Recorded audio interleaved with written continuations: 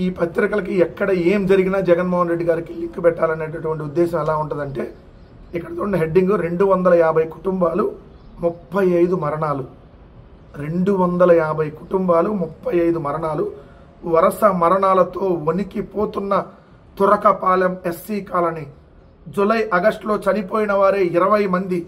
జ్వరం, దగ్గు, ఆయాసంతో ఆసుపత్రులకు, ఆపై మృత్యువుడిలోకి. మెలియాయిడోసిస్ బ్యాక్టీరియాగా అనుమానిస్తున్న వైద్య బృందాలు. మెలియాయిడోసిస్ బ్యాక్టీరియాగా అనుమానిస్తున్న వైద్య బృందాలు. క్వారీ కాలుష్యం, కలుషిత భూగర్భ జలాలు, అధ్వాన పారిశుధ్యమే కారణం. తురకపాలెం నుంచి ఈనాడు ప్రతినిధి.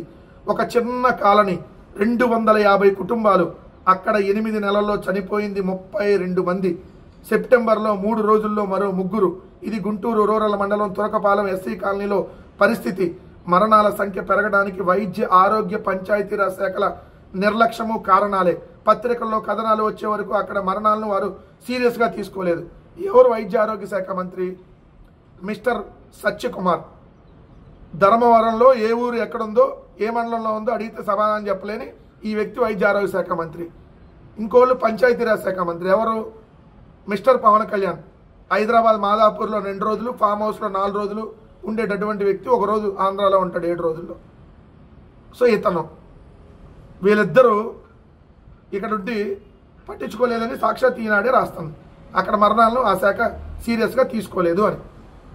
ఎవరి శాఖలకు మంత్రులు మరి?